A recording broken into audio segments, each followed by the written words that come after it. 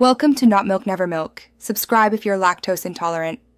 You'll start by verifying prerequisites. Make sure you own the domain and that you can log into your DNS host. Once confirmed, open the Google Admin Console and go to Domains to view setup instructions.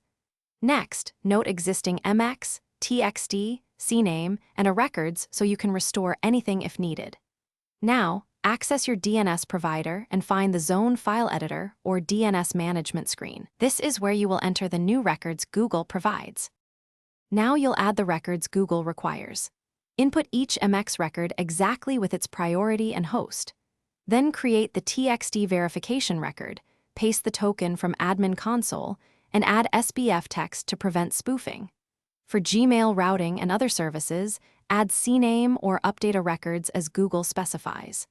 Once all entries are saved at your DNS host, return to the Admin Console and click Verify. Propagation can take minutes to hours, so be patient, but double-check for typos before leaving.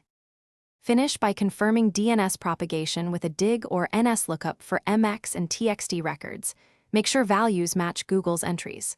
Once done, test sending and receiving mail and verify services in the Admin Console.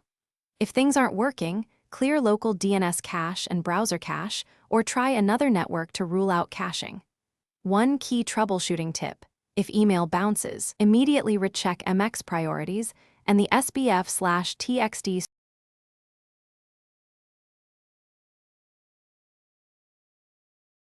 Thanks for watching. If this was helpful, leave a like and consider subscribing. See you next time.